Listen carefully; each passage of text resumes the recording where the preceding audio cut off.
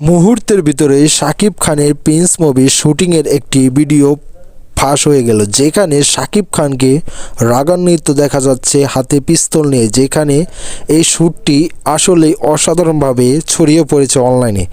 এমনকি এমন আলোচনা চলছে এই পোস্টারটি নিয়ে, যেখানে শাকিব খানকে বেশ আলোচনায় রয়েছে এই সিনেমাটি ঘিরে। কারণ শাকিব খানের সর্বোচ্চ সিনেমা এটিই হতে যাচ্ছে সবচেয়ে বড় বাজেটের সিনেমা।